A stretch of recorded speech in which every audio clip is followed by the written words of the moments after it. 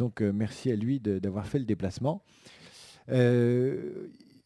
Benoît Thielin. Benoît Thielin est un faiseur de campagne numérique. Il nous expliquera ce que c'est. Campagne numérique, c'est finalement donner aux candidats, qu'ils soient plusieurs, comme candidat d'une liste aux européennes ou qu'ils soient tout seuls, les moyens de se faire connaître et de gagner des voix, des suffrages, des soutiens sur Internet. Benoît Thielin est fondateur de la NetSquad, qui est cette entreprise, cette compagnie, cette cybercompagnie qui aide les candidats à faire des campagnes. Parmi ces états de service, il y a la campagne numérique de la liste Europe Écologie aux Européennes, la dernière campagne, qui était plutôt une réussite. Il a également largement participé à la première campagne présidentielle de Ségolène Royal. Il a également aidé Arnaud Montebourg à monter sa campagne numérique pour les primaires et sa campagne tout court, puisqu'aujourd'hui, quand on parle de campagne électorale, on parle à la fois de la campagne électorale dans la vraie vie et sur Internet. Je vais te donner la parole, Benoît. Tu vas nous expliquer depuis quand, pourquoi les candidats se sont mis, en plus d'aller battre le pavé, faire les marchés, aller sous les préaux, haranguer les foules sur Internet. Merci à toi. Merci de votre invitation, je serais content d'être ici. Alors je vais peut-être faire un petit retour en arrière pour essayer un petit peu de voir d'où vient tout ça. Finalement, pourquoi et comment les hommes politiques ont découvert qu'Internet pouvait avoir un rôle. Ils l'ont, comme souvent d'ailleurs, plutôt appris à leurs dépens. Et je prendrai deux exemples qui sont, à mon avis, dans les deux pays dans lesquels, au fond, le web politique s'est probablement un peu inventé, que sont les États-Unis d'une part et la France d'autre part. Alors, aux États-Unis, ça se passe dans un contexte très particulier, qui est juste après le 11 septembre, où il y a finalement une extrême majorité de gens, en tout cas toute l'élite de ce pays, et puis une grande partie de l'opinion publique, qui est derrière George Bush. Et il y a quand même une minorité de gens, activistes, militants, qui a envie d'exprimer quelque chose d'un peu différent, et croyez bien qu'au lendemain du 11 septembre aux États-Unis, c'est quelque chose qui est difficile. Et qu'est-ce qu'ils vont faire, ces gens-là? Eh bien, ils vont se rendre compte, donc on est dans les années 2001, 2002, 2003, que c'est sur Internet qu'ils vont retrouver la liberté qu'ils ont perdue dans les médias traditionnels. Alors, pas faire un cours sur ce qui s'est passé à cette époque-là, mais en gros, il y a eu à ce moment-là des débuts d'invention, d'innovation sur comment est-ce qu'on va utiliser Internet pour pouvoir tout simplement disposer de ses propres outils de médiatisation, son blog, son journal, ses outils d'organisation pour pouvoir tout simplement organiser une association sur le terrain, etc., etc. Ce qui est intéressant, c'est de voir que le web politique en France est né un petit peu plus tard, mais dans un contexte exactement identique. Et c'est en 2005. Au moment du débat sur le traité constitutionnel européen. Quoi qu'on ait pensé de ce débat, je pense qu'on peut être à peu près tous d'accord pour dire qu'au moment où il a commencé, toute l'élite de ce pays était favorable au traité constitutionnel européen. Vous allumiez la télé, vous écoutiez la radio, vous lisiez les journaux, dans l'ensemble quand même, très majoritairement les gens étaient pour le oui au traité constitutionnel européen. Et les Français, ils ont eu plutôt un réflexe de défiance, en disant c'est quand même un peu bizarre, les Français n'aiment pas trop ça, on me martèle toujours un peu la même information. Où est-ce que je pourrais trouver donc une information alternative? Et à ce moment-là, et pour la première fois, massivement, et quand on dit massivement, c'est des millions de gens, sont allés chercher une information alternative sur Internet. Et là, qu'est-ce qui s'est produit? Ils se sont rendus compte que non seulement ils la trouvaient, cette information, elle n'était pas forcément toujours de qualité, mais il y avait bien des gens qui pensaient, écrivaient, disaient des choses très différentes. Et puis ils se sont rendus compte que non seulement on trouvait une information, mais que surtout Internet était devenu un endroit où on pouvait débattre. Et si vous vous souvenez, je pense que vous avez tous reçu, parce qu'à l'époque c'était encore des outils très simples, très rudimentaires, mais qui ont bien fonctionné. Vous avez tous reçu des mails.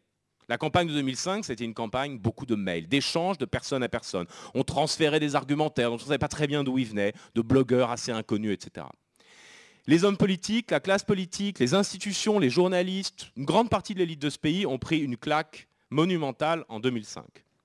Et cette claque, qu'ils ont prise en grande partie à cause d'Internet, qui avait contribué à véritablement asseoir le nom et à lui donner sa victoire, les a amenés à réagir. Donc c'est pour ça que dans ce contexte exactement identique à ce qui s'est passé avec la candidature de Wardini, il y a eu dans les années 2006-2007 une vraie prise de conscience qu'aujourd'hui, Internet était un endroit, comme le disait très justement David Abiker juste avant, un troisième terrain, on pourrait dire. Au fond, on a été habitué jusque-là, d'abord, historiquement, à ce que le terrain de la campagne, ce soit le terrain physique. On va sur les marchés, on serre la main des gens, on va faire des meetings, on rencontre, on fait des réunions d'appartements. C'est le terrain physique.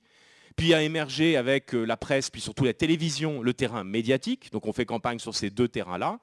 Et puis il y a ce troisième terrain qui est arrivé, qui a débarqué avec fracas en 2005, où on s'est rendu compte que y avait un terrain de débat, que les règles n'étaient pas exactement les mêmes, que c'était pas filtré par un nombre de journalistes qu'on connaissait, avec un certain nombre de règles et de respect, etc., mais qu'il s'y passait des choses qu'on contrôlait évidemment beaucoup moins bien. Et tout ça, ça s'est passé à cette époque-là. Alors, qu'est-ce qui est intéressant si on regarde un tout petit peu les années 2006, 2007 et puis 2008, parce qu'Obama a évidemment porté à un niveau extrêmement innovant ce qu'on pouvait faire sur Internet.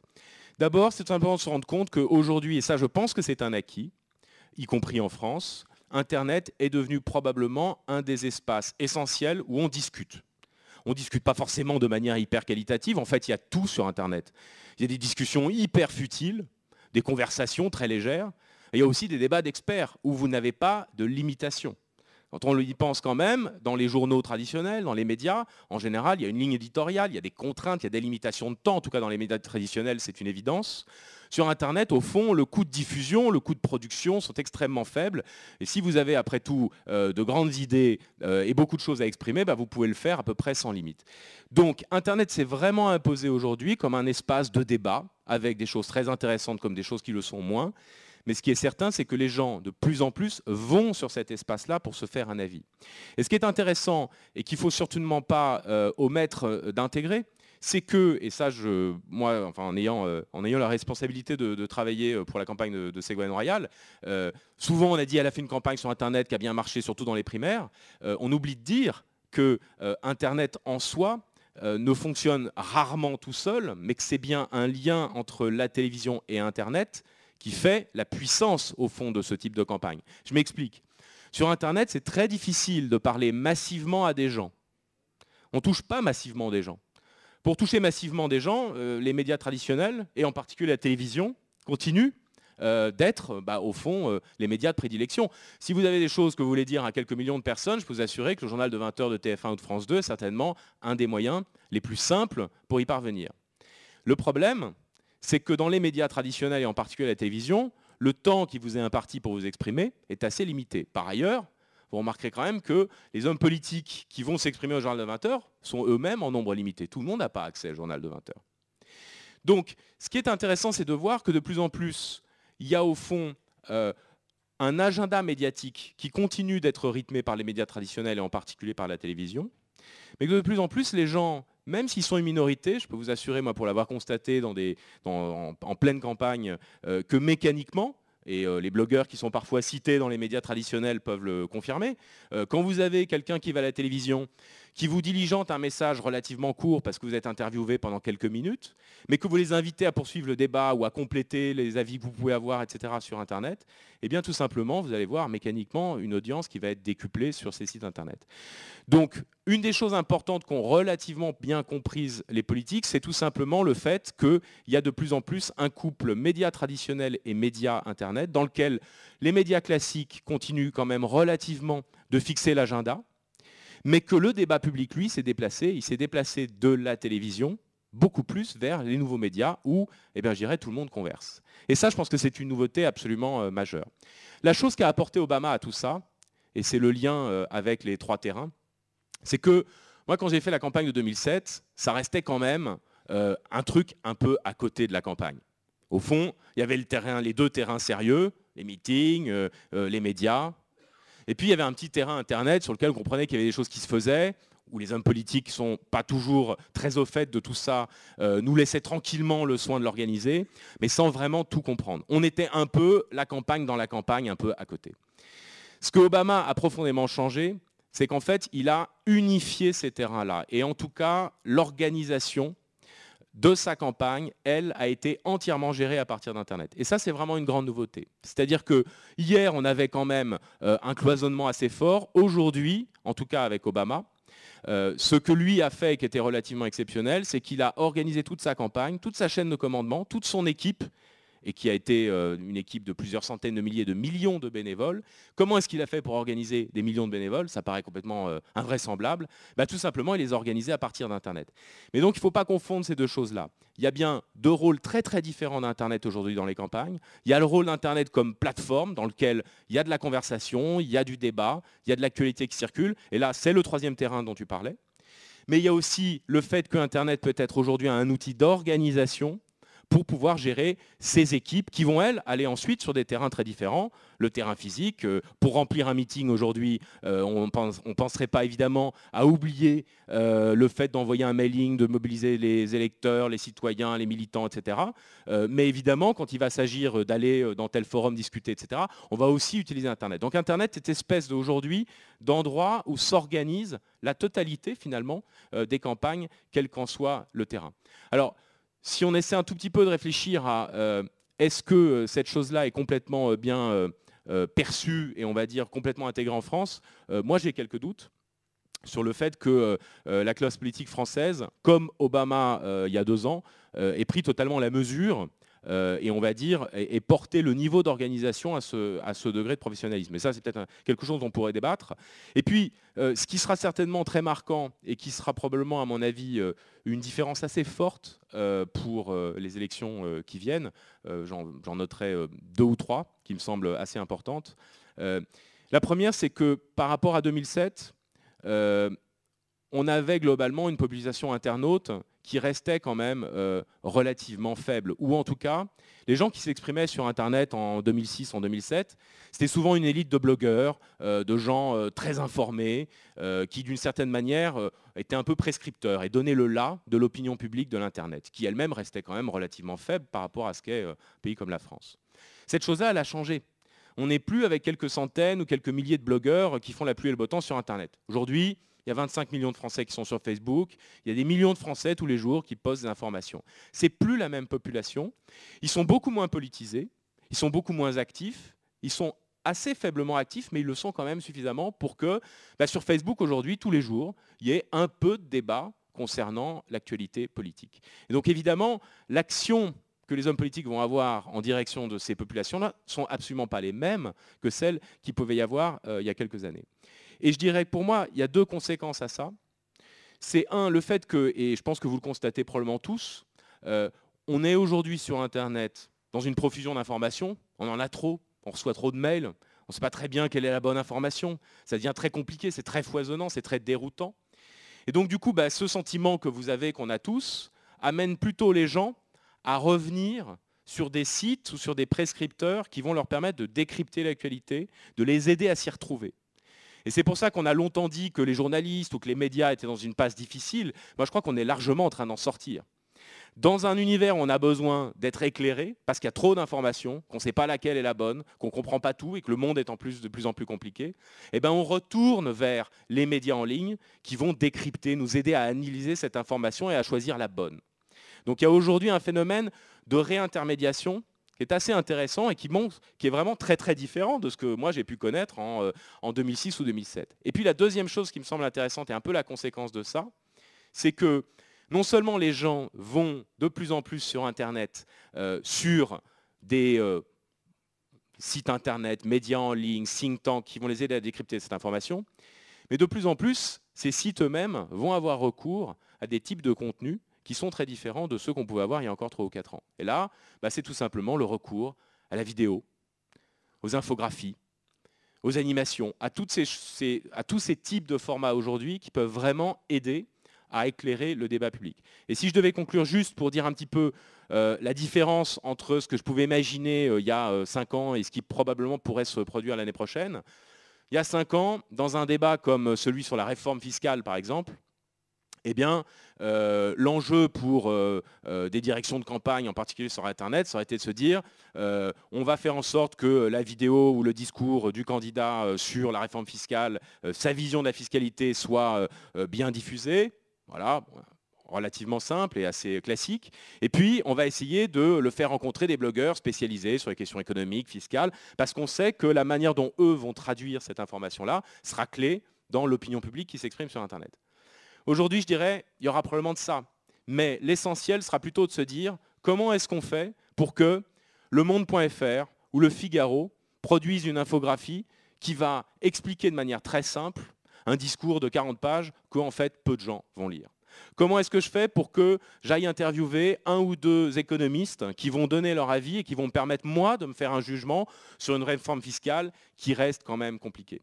Et si je voulais juste donner un exemple, parce que cette chose-là, en fait, elle existe déjà. Hein, si vous regardez dans les médias en ligne, etc., aujourd'hui, il y a beaucoup de ça. Je pense qu'un des avenirs du débat public, c'est probablement un peu ce qu'a fait l'économiste Thomas Piketty. Je ne sais pas si vous avez vu. Thomas Piketty, il a écrit un bouquin sur la révolution fiscale, mais il ne s'est pas contenté de faire un bouquin.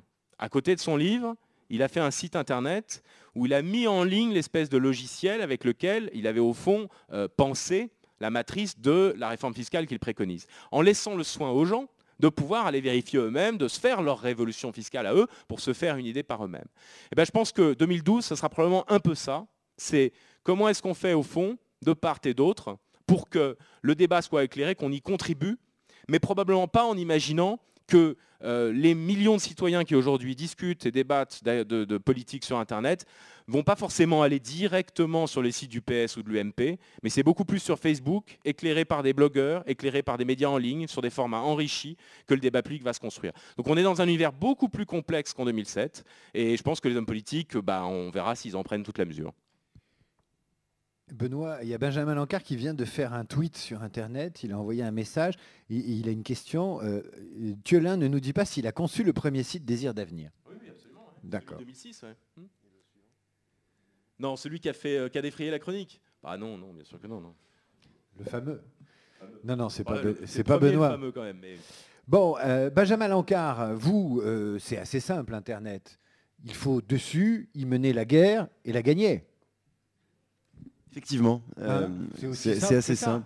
Non, mais comment, alors là, je vais quand même sophistiquer la question, comment on part sur Internet avec un certain retard, puisque la droite républicaine classique sur Internet, elle était au départ pas aussi forte en agitation propagande que l'était une certaine gauche qui avait l'habitude des combats, et notamment des combats sur Internet et de ce qui marche, quoi, de la polémique, de mobiliser des militants. Vous êtes arrivé avec le fameux LibDub, et petit à petit, vous vous êtes redéployé sur Internet avec les jeunes pop.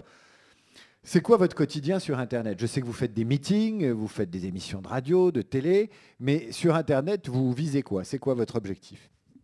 Alors d'abord, ce qui est certain, c'est qu'on avait au départ un certain retard, puisque effectivement, quand avec mon équipe nationale, on a été élu en 2008 à la tête des Jeunes Populaires, on a fait le constat que, en particulier pour un mouvement de jeunes politiques, donc juste pour vous dire, hein, les Jeunes Populaires, c'est les jeunes qui ont entre 16 et 30 ans et qui sont engagés en politique, donc ils sont engagés à l'UMP, et c'est le premier mouvement jeune de ce pays, puisqu'il compte 25 000 jeunes dans toute la France. Donc c'est une vraie fierté pour nous, et c'est vrai que en 2008, quand on est arrivé, on a fait le constat qu'au fond, on n'avait pas complètement exploité le potentiel d'Internet, dans le sens où voilà un domaine où, pour la première fois, les jeunes militants sont meilleurs que leurs aînés, sont plus capables que leurs aînés d'apporter une valeur ajoutée dans un domaine. C'est le cas d'Internet, parce que concrètement, si à un moment donné les jeunes militants ne s'approprient pas un outil, ne sont pas dynamiques sur Internet et ne font pas vivre le débat là où les gens débattent, c'est notamment Internet, hein, comme le disait Benoît Thiolin, eh bien on met en difficulté notre famille politique. Donc c'était très important. Donc d'abord, c'est tout bête, mais on a mis en place ce qu'on a appelé une e-force, une équipe de militants d'Internet, parce qu'on s'est rendu compte que de plus en plus de militants étaient là et voulaient s'engager même que sur Internet, ça existe, et c'est pour nous très important de savoir exploiter leurs envies et leur désir de s'engager avec nous.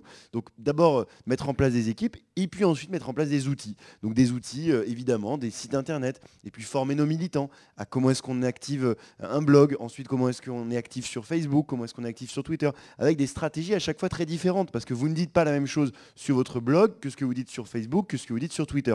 Si vous voulez, on pourra en reparler, mais parce que là encore, ça a un impact majeur. Et donc c'est vrai qu'en 2010, j'avais inventé un mot qui m'avait valu pas mal de critiques, c'était de parler de gauchosphère. Parce qu'effectivement, on faisait le constat que nous avions en face de nous un mur de critiques anti-sarkozystes, assez dur d'ailleurs, assez violent, et que au fond, pourquoi? Parce que d'abord peut-être parce que sur Internet, c'est plus facile de critiquer quelque chose que de soutenir. Moi je vois nos militants préfèrent... Oui, c'est vrai, en général, oui, en gros c'est ça. Après, il a d'autres défauts. Mais en tout cas...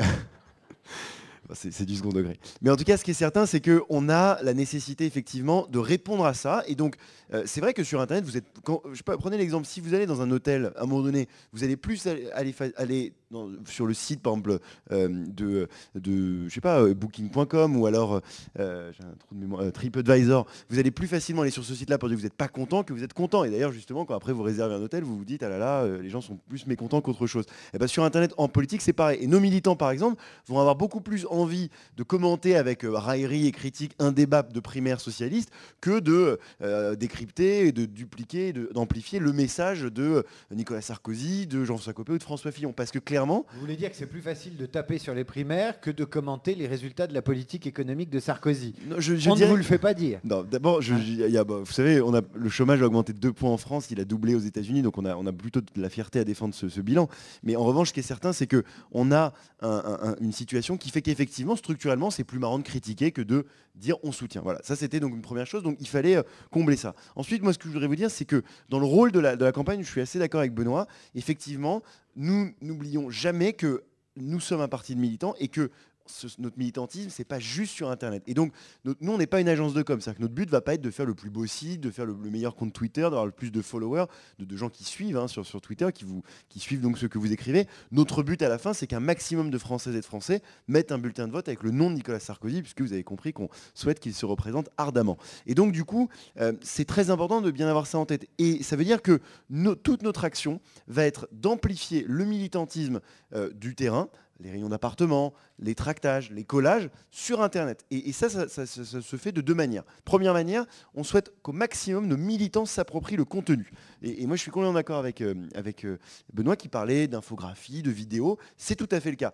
Exemple tout bête, à un moment donné, vous avez 2 partis d'opposition qui se mettent d'accord pour enlever plus de 25% des centrales nucléaires de ce pays. Et bien du coup, on lance une carte de la France où les Français peuvent voir partout où les centrales vont fermer, partout où il y aura du chômage à cause de cet accord. Bon, tout ça, c'est très intéressant parce que ça permet à un militant, le soir en rentrant chez lui ou le matin avant d'aller au boulot, de militer. C'est-à-dire qu'au fond, le militantisme ne s'arrête jamais. Je me lève un matin, j'écoutais un politique à la télé, et bien tout de suite, je vais tweeter, je vais sur Facebook pour commenter ce qu'il fait. Justement, attends, Benjamin, tu reprends la parole tout de suite. Qui est sur Facebook dans la salle? Petit sondage, levez la main, si ça ne vous dérange pas. Donc, ce n'est pas la majorité encore. Hein. Alors, on a une salle avec quelques aînés, des jeunes étudiants, mais bon, Facebook n'est pas le lieu de résidence classique. Hein. Donc, il faut le savoir. Ah oui, non, mais complètement. Et du coup, tout ça pour vous dire que voilà, en fait, l'objectif, et si vous voulez, on en parlera quels seront les enjeux de la campagne pour nous sur Internet, mais vraiment, l'objectif, c'est faire en sorte que les militants s'approprient le contenu et que, d'une certaine manière, ils parviennent à toucher au-delà, bien au-delà, et que quand, par exemple, tu disais, Benoît, en 2005, il y avait les mails pendant la campagne du référendum sur la Constitution européenne, et bien là, on s'envoie, on se partage via Twitter, via Facebook, via des mails aussi, tel ou tel contenu, telle ou telle information, et pour nous, c'est extrêmement vital. Donc ça vraiment, je crois que c'est très important et tout l'enjeu pour nous, ce sera aussi donc faire partager le contenu et 2, aussi poussé par ces outils-là à militer. Ça veut dire que concrètement, si vous prenez la campagne des Républicains dans le Massachusetts pour succéder au poste de sénateur du membre de la famille Kennedy qui était décédé, je crois, en 2009. Vous avez cette campagne qui a été très intéressante parce que c'est plutôt un terrain très démocrate qui a été gagné par les Républicains. Comment ils ont fait? Ils ont fait en poussant au maximum l'idée de concours militant. C'est-à-dire qu'en fait, quand vous faisiez une réunion, quand vous alliez faire du porte-à-porte, eh bien vous gagnez des points au fur et à mesure de la campagne et à la fin, vous aviez le droit de petit déjeuner ou de déjeuner avec un représentant de la campagne, voire le candidat de votre famille politique. Je ne vous dis pas que nous allons faire ça, mais en tout cas, c'est évidemment une autre piste dans ce qu'on pourra faire. La troisième chose, pour vous dire, parce que David, vous aviez absolument raison de dire qu'au fond, il ne faut pas oublier que tout le monde n'est pas sur Facebook, tout le monde n'est pas sur Twitter. Et je voudrais vous dire qu'en tant qu'élu, et je sais que c'est le cas aussi pour les élus de cette collectivité et pour beaucoup d'élus de gauche comme de droite d'ailleurs, ça a tout changé. Internet. Et ça, c'est très important à dire. Moi, j'ai la chance d'être conseiller régional en Ile-de-France. Je peux vous dire que par Internet, on a une capacité à être accessible auprès des habitants. On a une capacité à pouvoir, à toute heure être joignable, à toute heure pouvoir faire passer des messages à telle ou telle collectivité pour une demande de logement, pour une demande de place en crèche. Et ça crée un lien et une attente aussi des citoyens très très forte. qui font que ça a révolutionné donc l'outil, la vie militante, mais aussi ça a révolutionné la vie d'élu. Et ça, c'est très important. La notion de permanence politique. Exactement. C'est la permanence de la permanence. Voilà. Tout le temps. Concrètement, moi, je tiens une permanence toutes les semaines, le lundi après-midi. Mais évidemment, tout au long, après de la semaine, on peut échanger avec les gens qu'on a pu rencontrer aussi en semaine parce que, ou le week-end parce qu'ils ne sont pas disponibles un après-midi pour venir vous voir. Et c'est passionnant parce que ça donne à votre fonction d'élu, pareil, une capacité à toucher énormément. Et en sachant qu'effectivement, tous les élus ne sont pas ultra médiatisés, tous les élus ne sont pas, n'ont pas la chance de pouvoir être tout le temps à la télévision ou à la radio pour faire passer leurs messages. Et donc, ça donne la capacité de faire passer vos messages, de toucher des habitants. Et effectivement, l'un des enjeux pour conclure, ce sera évidemment, et je crois que c'est toute la question de cette présidentielle, comment est-ce qu'on va faire pour cibler au mieux les publics auxquels on va s'adresser. C'est ce qu'on appelle le CRM, le Customer Relationship Management. C'est-à-dire, voilà, comment est-ce qu'on va parvenir au mieux à toucher la personne qui est artisan et qui veut avoir un message sur ce qu'a fait le gouvernement, sur la baisse des charges, qui veut, comment est-ce qu'on va faire pour parler à l'étudiant, pour lui parler du 10e mois de bourse, comment est-ce qu'on va faire pour parler à la personne en situation de handicap, pour lui parler de la revalorisation de l'allocation handicap. Voilà, tout ça, c'est un enjeu majeur. Et donc, j'ai noté que le Parti socialiste va, comme d'ailleurs on s'y attendait, on l'avait dénoncé un petit peu, va recontacter les 680 000 personnes qui ont donné leur mail pendant les primaires, mais évidemment, nous ne serons pas en reste et évidemment, nous allons essayer d'avoir un maximum de dialogue parce qu'à la fin, il faut que tous ces gens qu'on arrive à contacter, ils aient pleinement conscience des enjeux de 2012 et effectivement de qui sera le bon candidat pour qui voter. Ce sera Sarkozy. En tout cas, vous avez compris que nous le souhaitons ardemment. Vous le souhaitez ardemment.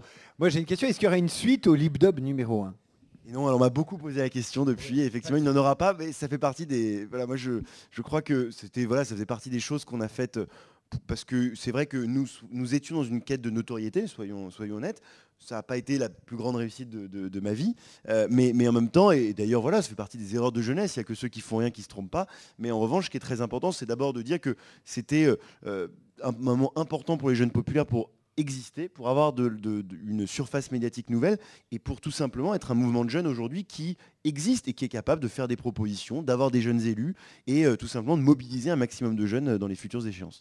Deuxième question, est-ce qu'avec un président qui n'a pas toujours été emballé par les possibilités d'Internet, qui s'est mis à dos beaucoup d'internautes avec la loi Hadopi, qui va s'en mettre d'autres sur le dos en pourchassant désormais les sites de streaming où on peut regarder des films gratuitement.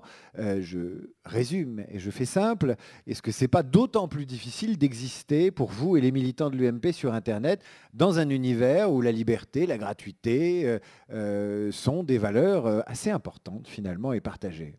D'abord, moi, je n'ai pas la vision aussi sombre du bilan sur le numérique du président de la République et de ce gouvernement, parce qu'effectivement, il y a Hadopi, mais après tout, Hadopi, ça part d'un principe très simple que je crois tous les Français peuvent comprendre. Quand vous volez un DVD chez Carrefour, vous vous faites arrêter à la sortie. Quand vous volez l'œuvre d'un artiste sur Internet, c'est pareil. Vous devez être, à un moment donné, avoir conscience que vous commettez un vol. J'ajoute que deux choses. Un, on nous disait Hadopi, ça va être la répression à gogo. Ça n'a juste qu'envoyé des mails jusqu'à présent avec un effet très préventif. Aujourd'hui, il n'y a pas eu de cas transmis au juge et on est vraiment dans un rôle de signal à la population pour dire attention, si vous voulez préserver l'exception culturelle si forte en France, ne piratez pas parce que vous mettez en danger l'industrie culturelle dans ce pays. Et puis le deuxième message, c'est aussi de dire qu'aujourd'hui, il n'y a pas d'autres solutions. Moi, j'entends souvent des gens d'autres partis nous dire oui, il y a la licence globale. Mais la licence globale, il y a quelque chose qui s'appelle le laboratoire des idées à gauche qui est censé y réfléchir dans un laboratoire depuis des années, ils n'y ont toujours pas trouvé ni un moyen de le concevoir, ni un moyen de le financer, ni surtout un moyen de convaincre les gens et les artistes. Parce que concrètement, si David et moi, on veut s'échanger des choses avec la... Entier, personne n'a trouvé de solution et pour autant, il n'y a pas de loi qui a été votée. Mais non, mais c'est interdit. Bien sûr. Mais par exemple, je dis juste que... Je termine juste en disant que... Je dis juste... Oh, je ne fais pas de politique. Mais... Non mais c'est pas parce qu'on est... Benjamin, non. Alors, mais en tout cas, juste... Je l'ai tenté. Oui, donc voilà. Et donc, moi je pense que d'abord il y a eu le Conseil national du numérique, il y a eu l'IG8, tout ça ce sont des choses importantes. Vaca a annoncé l'importance de ces sommets internationaux et le rayonnement de la France que ça peut avoir, puisqu'il y a eu le G20 il y a un mois. Donc les IG8 ou le Conseil national du numérique ou le plan France numérique 2020 qui fera que vous allez avoir d'ici à 2020 la plupart des communes grandes et moyennes de ce pays qui vont avoir la fibre optique. tout ça fait que nous sommes un pays modèle en termes d'infrastructure et qui mise sur le numérique pour la croissance de demain. Mais ça, c'est une petite parenthèse. Et donc, tout ça pour vous dire que je crois qu'effectivement, on partait de loin, voilà, ça c'est clair, mais je crois qu'on est en train de rattraper ça et on va mettre en place tout simplement les outils pour que les gens puissent militer, puissent vivre la campagne aussi sur Internet. Et moi, je vous dis, si vous aimez la politique, que vous soyez d'ailleurs de gauche comme de droite, mais mettez-vous sur Facebook ou sur Twitter parce que c'est des moments magiques de vivre la campagne là-dedans. Vous avez une information décortiquée, vous avez la possibilité d'échanger avec Emery Doliger, avec Benoît Thielin, avec David Abiker sur Twitter. Et donc c'est quand même aussi un moment... Non mais c'est vrai, c'est une chance de vivre la campagne aussi sur ces outils-là. Et je crois que dans l'enjeu, dans le rendez-vous important qu'on va avoir pour la démocratie en 2012, Internet sera aussi un moyen, je l'espère, d'attirer un maximum de personnes pour ne pas s'abstenir. Et puis après, vous l'avez compris, parce que je fais quand même un peu de politique, pardon, je suis quand même, c'est de voter pour Nicolas Sarkozy. S'il est candidat. Emery, que nous réserve cette campagne 2012 sur Internet? Qu'est-ce que tu vois dans ta boule de cristal.com? Comment tu les vois s'étriper, ces candidats? Comment tu vois évoluer la campagne? C'est toujours, bonjour à tous, c'est toujours bizarre de passer en troisième parce que on a eu l'excellent exposé de la situation par Benoît, la dimension absolument pas politique de Benjamin. Et maintenant, il faut regarder l'avenir. Ce qui est intéressant avec Internet, c'est qu'il y a eu 3 phases à peu près. Il y a effectivement la phase d'opposition dont parlait Benoît en 2001, 2005, 2006, 2007, où effectivement Internet était un lieu où pour la partie média d'Internet, parce que Internet c'est pas que du média, c'est aussi beaucoup d'emplois, c'est aussi des milliards qui s'échangent en termes économiques. Mais si on prend juste la partie média d'Internet, Internet a évolué d'un média d'opposition à un média d'influence qu'on appelle, on en sort, là on est en train d'en sortir doucement, où effectivement les gens allaient dessus pour essayer d'avoir une petite notoriété, avoir un peu d'existence ou avoir un peu de proximité. Et on est aujourd'hui maintenant un média qui va plus être un média d'accompagnement. Donc on arrive progressivement à ce qu'est la télévision, à ce qu'est la radio, à ce que sont la presse payante et gratuite, c'est-à-dire un mass média, donc quelque chose où tout le monde s'y retrouve. Enfin tout le monde, en France 60%, il y a encore 40% de gens qui sont ce qu'on appelle victimes de la fracture numérique et qui n'y sont pas. Et ça touche toutes les classes d'âge et toutes les conditions sociales. Pour répondre à la question de David, c'est comment ça va se passer dans cette campagne. J'ai déjà donné un peu la réponse, puisque ça va être plutôt une logique de médias d'accompagnement, où effectivement sur Internet, il va se passer des conversations. On va être beaucoup moins dans l'opposition, on va être beaucoup moins dans le fond des débats, mais plus sur les petites phrases, les petits mots, les petites choses comme ça. En gros, on arrive à une logique un peu de café du commerce, un peu de militantisme de base, où les gens vont dire ce qu'ils pensent de façon assez rapide. Il va y avoir la possibilité aussi de s'engager davantage, parce que c'est vrai que le militantisme de terrain c'est compliqué, parce qu'il faut avoir du temps, il faut pouvoir faire des réunions d'appartements, il faut pouvoir aller tracter à la sortie des écoles, des bus, des métros, donc c'est de la présence physique, alors que faire un tweet ou un statut sur Facebook, ça prend juste un quart de seconde et on dit en un quart de seconde qu'on est d'accord avec la logique nucléaire de la gauche ou de la droite, qu'on est d'accord ou pas, etc., etc. Donc ça c'est du temps simple. Mais le problème qu'on va avoir, c'est qu'on va associer toutes ces formes de militantisme, toutes ces formes, tous ces statuts, tous ces tweets, tous ces éléments de langage qu'on va voir arriver sur le net, et on ne va pas savoir quoi en faire. Et c'est là où tout est le problème. Parce que Internet a été à une époque, avait une dimension de proximité et d'échange entre les gens, mais maintenant, comme Internet devient progressivement une logique de mass média, et l'intermédiation et la désintermédiation dont parlait Benoît tout à l'heure, qui s'est réintermédiée, finalement arrive à une seule chose, c'est qu'Internet devient un petit peu plus loin. La proximité qu'on avait dans les 4 dernières années est en train de disparaître progressivement pour aller à une logique de masse. Donc on va revoir les mêmes logiques de communication sur Internet que vous pouvez voir ailleurs.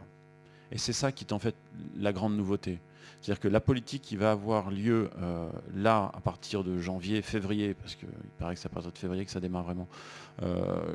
Benjamin ? Oui, d'accord.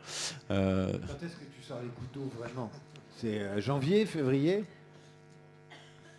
Enfin, début février pour... C'est déjà sorti, ouais, début février. À partir de début février. Non, il a été gentil là. Donc à partir de début février, on va se rendre compte que finalement tous les médias, quels qu'ils soient, que ce soit télévision, internet, radio, etc., vont participer à la même chose, au même débat. Sauf que, et c'est là où est la nuance, c'est la façon de prendre la parole qui va être différente. Et c'est ça qu'il faut prendre en compte. C'est-à-dire que Internet a totalement changé la façon de prendre la parole. D'ailleurs, c'est assez intéressant parce que quand vous prenez les plus jeunes d'entre nous, quand ils sont sur Internet, ils ne disent pas qu'ils écrivent, ils disent qu'ils parlent. Alors que pourtant, avec leur petit clavier, ils écrivent des mots. Mais en fait, ils parlent. Donc ça laisse prendre en compte une seule chose, c'est que la façon de communiquer sur Internet est totalement différente de ce qui est l'écrit, donc on va dire la presse écrite, de ce qui est l'oralité, c'est-à-dire la radio, la télévision ou les préaux et la rue, pour arriver à quelque chose de totalement bâtard qui mélange l'affect et la raison. Et donc Internet modifie complètement le comportement de communication. Et c'est ça qu'il faut prendre en compte. Donc ce qui veut dire qu'on arrive à un nouveau système de communication, et c'est là où je veux en venir, c'est qu'en 2012, la campagne électorale va révéler un nouveau système de communication. Je ne peux pas mettre encore de nom dessus, mais je vous invite à faire très attention à la façon dont vous allez recevoir un message par Internet. Parce que vous allez voir que c'est un message qui va être assez empathique, assez affectif, avec une certaine proximité. Et donc évidemment, comme on est des êtres humains, on va être sensible à cette empathie, affection, proximité. Et pourtant, on va vous délivrer un message de très grande masse. Parce que vous n'allez pas être le seul à recevoir le même message, même si vous allez avoir le sentiment d'être le seul de recevoir ce message-là. Donc, attention. Bien. Comme on est tous, en tout cas autour de la table, là, des gens du web, et que dans le web, il y a d'abord participation et interactivité, je suis sûr que vous avez des questions. Donc on va passer notre temps qui reste, au lieu de parler et de vous faire la leçon, en interactivité si vous voulez. Et donc on continuera à débattre ensemble, mais à travers les questions que vous voulez, ou vous voudrez bien nous poser. Donc les jeux sont ouverts. Vous prenez le micro circule et vous interrogez chacun des trois candidats, non pardon, des trois intervenants sur l'avenir de cette campagne numérique et cette façon de faire de la politique sur le numérique. Qui veut poser une question? C'est trop tôt? Allez, encore un peu de matière alors. Ça y est, c'est la première. Hein. On passe à la seconde tout de suite, ouais. C'est plus facile. Hein, oui, il est là. Oui, bonjour et merci de votre présentation. Moi, je ne suis pas sur Facebook. Enfin, j'ai bien un compte Facebook, mais je ne le regarde jamais parce que j'en ai un peu peur. Par contre, je suis un utilisateur acharné d'Internet et je me demande, je reçois souvent d'ailleurs des informations de mes politiciens locaux qui m'invitent à aller sur Facebook, etc., ce que je ne fais pas. Alors, je me demande si je ne vais pas être, moi, mis complètement à l'écart de tout ce débat, puisqu'après tout, j'ai bien le droit de ne pas aller sur Facebook si j'en ai pas envie. Alors, que vont faire les hommes politiques ou ceux qui briguent nos suffrages pour s'adresser à des gens comme moi qui sont réfractaires aux sites communautaires? Comment ça se passe? Comment ça se passe pour les réfractaires aux sites communautaires et les gens qui ne veulent pas aller perdre de temps sur Facebook ou les réseaux sociaux? Ce qu'on comprend aussi. Hein. Oui, complètement. Moi, je pense aujourd'hui qu'il y aurait une erreur de la part des partis politiques. Après d'ailleurs souvent avoir un peu boudé ces nouveaux sites que sont Facebook, Twitter, etc., à du coup finir par se dire qu'il n'y a plus que ça qui compte. Il ne faut pas oublier que dans Internet, il y a des gens qui vieillissent. Moi, ma génération, elle utilise beaucoup le mail. Si vous faites un petit sondage, vos enfants, vos petits-enfants qui ont entre 10 et 15 ans, ils ont quasiment plus de mail. Ils utilisent les messageries internes d'un Facebook, par exemple. Mais pour des gens de ma génération, c'est un truc complètement dingue de se dire qu'on n'a pas de mail. Bon. Comme quoi, vous voyez, sur Internet aussi, il y a des phénomènes générationnels qui sont très très forts. Tout ça pour dire quoi? Pour dire que tout simplement, pour un parti politique aujourd'hui, s'il n'utilise qu'un seul vecteur, il va probablement perdre beaucoup d'autres personnes. Et je peux vous assurer qu'aujourd'hui, envoyer par mail un PowerPoint par exemple, on sait que chez les personnes les plus âgées, c'est souvent moi, mes parents, ils m'envoient des trucs avec des PowerPoint attachés. Je ne sais pas si c'est un truc qui est plutôt de la génération de gens au-dessus de moi. Donc je pense qu'il ne faut pas du tout se couper. Et monsieur, je pense que vous aurez tout à fait loisir de pouvoir suivre la campagne, plus par mail notamment, et puis en allant sur des sites médias en particulier. Moi, je pense qu'il va y avoir plusieurs îlots. Donc le mail reste un outil très simple d'usage, très massif et qui permet quand même d'envoyer de l'information et qui sera un élément de la campagne. C'est plus l'unique comme il y a 6 ou 7 ans, mais ça reste important. Je pense que les médias en ligne sont pour beaucoup des lieux où il y a des débats, et qu'il faut effectivement aller d'un média en ligne, on va dire un peu mainstream, qui est vraiment un peu connu du grand public, et puis peut-être des médias en ligne un peu plus originaux, où il y a un débat plus, on va dire, un peu moins grand public. Maintenant, je pense qu'il faut quand même se dire une chose, c'est que 25 millions de Français sur Facebook, quelques centaines de milliers sur Twitter, mais qui sont là pour le coup peut-être un peu les héritiers de la blogosphère d'il y a 6 ou 7 ans, ce sont quand même deux espaces sur lesquels ça va être quand même assez intéressant d'aller voir ce qui s'y passe. Donc, vous direz un peu, dans les années 70, on aurait pu vous dire, vous pouvez tout à fait suivre la campagne sans avoir la télé. En même temps, louper le débat du second tour en 74, c'est quand même un peu con parce que il s'est quand même passé des choses. Je vous répondrai un peu la même chose. Il n'y a pas d'obligation à aller sur ces médias sociaux, mais c'est vrai que je pense quand même qu'une grande partie de la campagne, elle va aussi se passer là-dessus. Et j'ajoute juste un petit point. La difficulté, c'est que, comme vous l'aurez peut-être vu, sur plein de journaux aujourd'hui, ou plein de médias sur Internet, bien que vous ne soyez pas sur Facebook, vous utilisez des fonctionnalités de Facebook pour commenter. Et donc le problème, c'est quand vous n'êtes pas inscrit sur Facebook, il y a quand même toute une partie du débat qui utilise les fonctionnalités de Facebook qui vont vous manquer. Moi, je vous dirais, vous pouvez tout à fait utiliser Facebook pour y lire des choses et absolument pas pour en produire. Et je vous dirais même que sur Twitter, la majorité des gens aujourd'hui, ils font exactement ça. On n'est pas obligé d'être actif. Le fameux chiffre d'ailleurs, Benoît. Absolument. Toutes les études démontrent que 90% des internautes n'écrivent pas, ne laissent pas de traces sur Internet. Ils ne font que lire. Vous avez 10% qui doivent consulter les forums sans y laisser d'écriture, et il doit y avoir 1% ou 2% de personnes qui s'expriment, et encore. Donc la production ou l'écriture sur Internet par des internautes, ça reste un phénomène finalement assez marginal, la prise de parole. Moi, je vous recommanderais donc, vous n'êtes pas obligé, moi je comprends tout à fait qu'on n'ait pas envie d'être sur Facebook, je ne pousse pas nécessairement tout le monde à y être. En revanche, ce que je peux vous dire, c'est que de toute façon, vous pouvez très bien y être sans produire d'informations, donc sans en avoir peur, simplement pour vous permettre de suivre une partie du débat qui quand même devrait en grande partie s'y passer. Benjamin. Deux choses. D'abord, nous, on n'a pas du tout mis un terme à toutes des activités militantes de terrain qui sont vitales pour nous et qui sont cruciales. Et au mieux, Internet sera toujours un outil et jamais une fin en soi.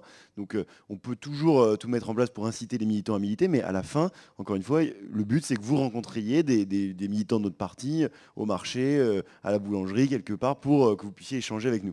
Ça, c'est la première chose. Et puis, la deuxième chose, c'est de vous dire que on est vraiment dans une idée aussi que tout ne se passe pas sur les réseaux sociaux, c'est-à-dire que c'est vraiment à géométrie variable. Si par exemple vous voulez une vidéo, vous pouvez aller à un moment donné la récupérer sur un site, vos amis peuvent vous l'envoyer par mail, et donc il faut bien voir qu'on est vraiment avec des contenus très très différents et qu'effectivement les réseaux sociaux, quand vous êtes sur Facebook, vous parlez à vos amis majoritairement, vous n'êtes pas en confrontation avec des gens qui ne pensent pas comme vous en général, et puis sur Twitter, là effectivement vous êtes dans un autre type, puisque là vous débattez avec davantage de personnes. Donc moi je peux vous dire vraiment, si vous n'avez pas envie d'être sur les réseaux sociaux, il n'y a pas de problème. Et le but, c'est que par nos vidéos, par nos infographies, par tout ce qu'on peut mettre en place pour vous donner, pour vous proposer des informations, vous pourrez aussi complètement suivre le débat. Et moi, je ne me méprends pas du tout sur le fait que Internet, que notamment les réseaux sociaux puissent bouleverser un vote. Moi, j'y crois pas. En revanche, je pense que vous pouvez avoir une information par Internet, une rumeur qui peut vraiment être très dure. Vous avez aussi un autre élément sur Internet qui peut être très dur.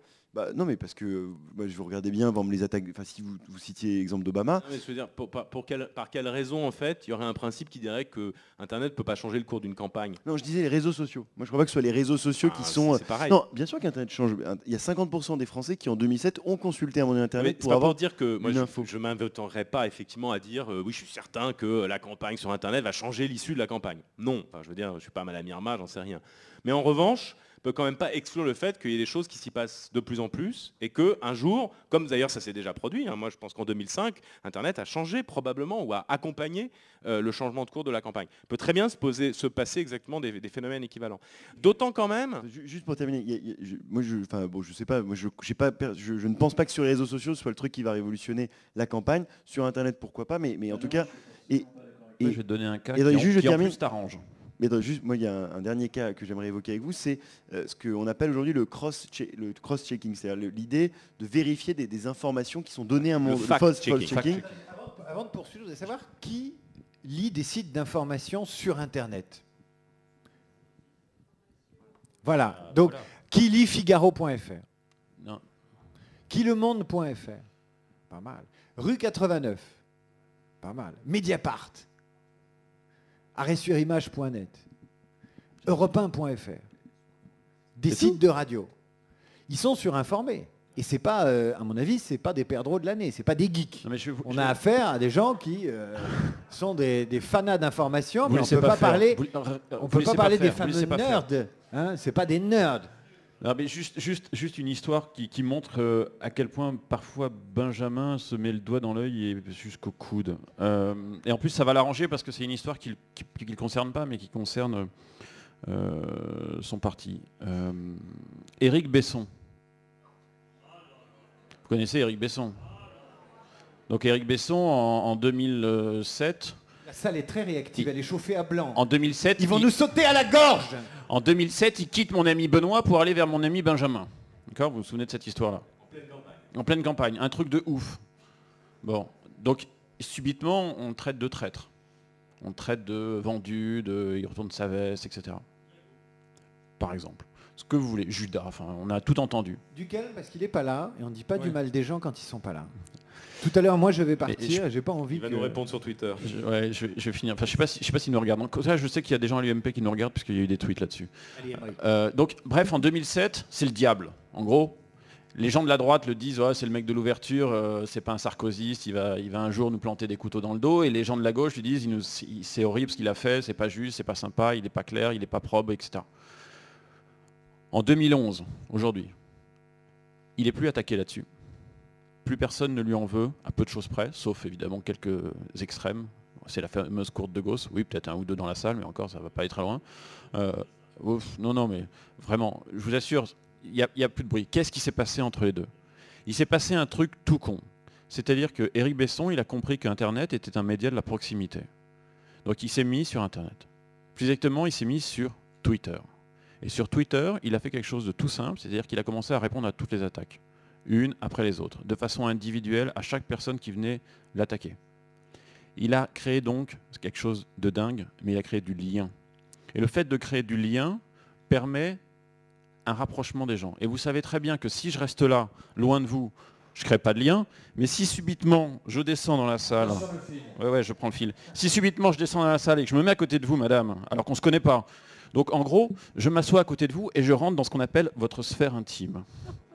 Rien que ça, oui. Méfiez-vous, madame. Profitez que Ce vos maris garçon est viennent dangereux. sortir. Absolument, j'en profite. Non mais en gros pour vous dire que à partir du moment où je me rapproche de quelqu'un, forcément cette personne a beaucoup plus de mal à me donner un coup. C'est comme les boxeurs, rappelez-vous, quand les boxeurs ils se rapprochent les uns des autres, il se passe quoi? Il se passe qu'une seule chose, arrête de prendre des photos. Il se passe qu'une seule chose, c'est que plus on est proche, moins le coup peut être porté. Alors que si on est juste à côté, c'est compliqué de boxer. Et bien il se passe exactement la même chose sur les réseaux sociaux, et notamment sur Twitter. Éric Besson a joué la carte de la proximité, a joué la carte de la présence, a répondu à tout le monde, qu'il soit aussi bien archiduc que manant. Et à partir du moment où il a fait ça, plus personne ne lui cherche des poux sur le passé. Et maintenant, on lui cherche des poux sur ses positions actuelles et à venir.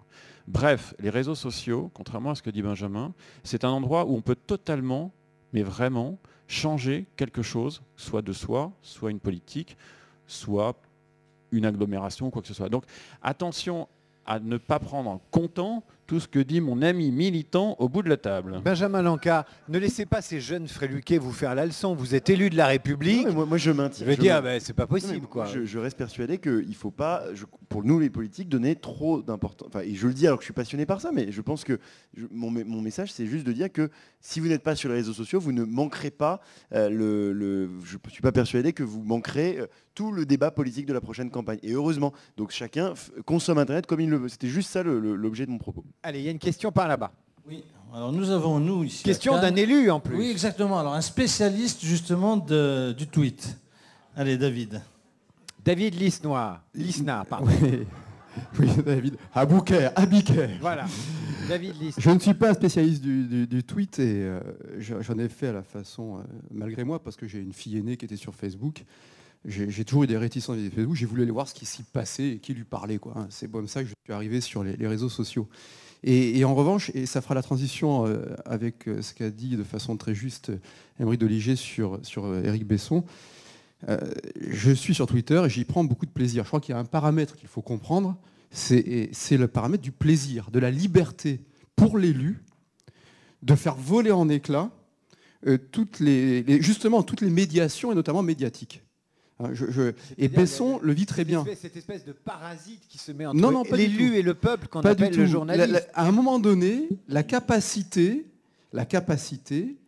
de parler et d'être entendu au-delà de la simple réunion publique ou au-delà du communiqué de presse, au-delà de l'interview qui légitimement sera retravaillée, filtrée, etc. Je crois que le principe de plaisir, en général dans la vie, ne doit pas être omis. On reconstruit tout ensuite avec beaucoup de rationalité, et pour en avoir discuté avec Éric Besson, que j'ai connu grâce à Twitter, et que j'ai connu physiquement grâce à Twitter, personnellement, le principe de plaisir est une évidence. Et même l'homme politique peut être un être humain avec des cheveux, du plaisir, tout ça. Ça paraît étrange, mais c'est bien de le rappeler, quoi. Voilà. Ce que je voudrais dire également, c'est beaucoup de questions viennent à l'esprit sur l'approche de la politique et par rapport à la question de monsieur. Je crois que la réponse, c'est que ça s'ajoute. On ajoute toujours. Donc, on continuera évidemment, et quel plaisir que de continuer à aller sur un marché, au bistrot, dans une permanence, mais on ajoute. Et si on construit un petit peu de façon conceptuelle, je crois que les réseaux sociaux en particulier ne sont pas qu'un terrain supplémentaire, pour reprendre la métaphore de tout à l'heure, parce qu'ils changent aussi quelques règles du jeu. C'est-à-dire que sur ce terrain-là, il y a des règles du jeu particulières, qui donc forcément interagissent sur la règle du jeu en général, de la structuration du discours politique, de l'agenda politique, du langage politique. J'ai essayé de m'expliquer rapidement, et en particulier le rapport au temps, sans être trop long. La politique, le plus difficile, le plus passionnant, le plus spécifique, c'est certainement le rapport au temps. Pour plein de raisons dont on pourrait parler. La démocratie représentative, elle est très moderne parce qu'elle permet de passer des périodes d'impopularité, de donner rendez-vous 3 ans, 4 ans, 5 ans, selon la durée du mandat, et puis on est réélu ou on est battu. Et donc elle devient à nouveau nécessaire puisqu'on sait qu'il faut sortir du court-termisme. On a eu au cours des années 80-90 la démocratie représentative, qui a été notamment théorisée par votre ancienne candidate, Benoît Thielin, et qu'on a retrouvé dans la loi. C'est-à-dire dans les années 80, 90, tous les comités d'usagers, les commissions consultatives, les comités de quartier. Et puis, avec le net, on voit vraiment, et ça s'ajoute, ça ne se remplace pas. Et je crois qu'on voit, et je viens d'arriver à une question que je voudrais vous poser, on en arrive à une démocratie coopérative, horizontale. Donc, où Benjamin a totalement raison, c'est que ce n'est pas l'alpha et l'oméga, ça ne remplace pas. Mais en revanche, ça s'ajoute et on ne peut pas passer à côté. Vous avez plus de personnes chaque jour qui vont sur Facebook que devant le journal de TF1. Donc quand vous êtes élu, consubstantiellement, vous faites de la communication, ce que je suis en train de faire là. Donc c'est tout à fait. Vous ne pouvez pas y échapper. Et or, pour avoir un peu d'aspérité, pour susciter de l'intérêt, sans tomber dans le clash, dans l'anathème, dans la critique, dans la calomnie, il y a une réalité, c'est que sur les réseaux sociaux, en particulier sur Twitter, ça doit être vous. Vous ne pouvez pas tricher. C'est-à-dire quand ce n'est pas vous, ça se voit tout de suite. Vous retombez sur un schéma non plus coopératif et horizontal, mais sur un schéma vertical. Et là, vous donnez encore l'image du robot politique. Rien ne bronche, rien ne bouge, le brushing impeccable, etc.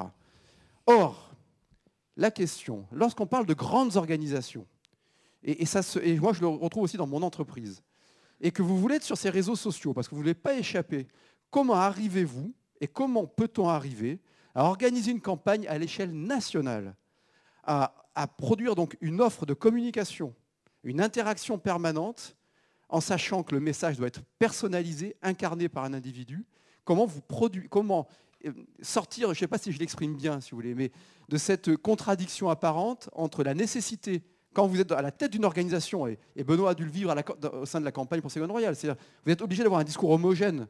On ne peut pas laisser dire n'importe quoi. Chaque mot peut être interprété différemment, et puis, parallèlement, garder cette spontanéité, cette intimité, ce double élargissement de la sphère publique, horizontale, mais aussi qui exige de l'intimité, du rapport à soi-même, comme disait Anthony Giddens, le sociologue. C'était pour ouvrir le sujet. Merci. Benoît, comment on industrialise tout en conservant la proximité dans les mailings, dans la personnalisation d'une campagne? Comment on fait? Emery avait commencé à en parler, mais comment on peut dire je vous écris à un corps électoral de 20 millions ou 25 millions de personnes tout en mentant, puisqu'on n'écrit pas personnellement? Elisabeth Lévy est dans la salle, je vous demande de l'acclamer. Non, je crois que la segmentation marketing des années 80, où au fond les hommes politiques ils pouvaient tenir un discours à des infirmières à Strasbourg et puis quelques semaines plus tard en tenir un peu différent à des médecins à Marseille, je pense que ça c'est devenu avec Internet quand même beaucoup plus compliqué. Il y a l'effet simple qui est, vous l'avez vu, il y a eu notamment pas mal d'affaires, mais bon, Nicolas Sarkozy est forcément une très bonne cible pour ce genre de choses, mais il y a eu plein de vidéos qui ont montré qu'il avait dit telle chose, et puis 6 mois après il avait dit un autre truc, etc. Ça touche en fait tous les hommes politiques, et ça les oblige effectivement à la fois à beaucoup plus de cohérence. C'est difficile quand on se contredit comme ça à tel point. Bon. Alors ça peut avoir des effets effectivement de flouter davantage le langage. On pourrait se dire, dans ce cas-là, les hommes politiques vont avoir une langue de bois encore pire qu'avant. Sauf que ce n'est pas le langage que les gens veulent avoir, en particulier sur Internet, sur les médias sociaux, parce que dans ce cas-là, ils se font alpaguer, interpeller, etc. Donc effectivement, je pense que c'est assez difficile pour eux. Ils doivent être plus cohérents. Mais en même temps, ils ont des tas d'outils et des tas de moyens de pouvoir maintenir des liens de proximité beaucoup plus forts, en fait. Et c'est ce que vous disiez très justement tout à l'heure.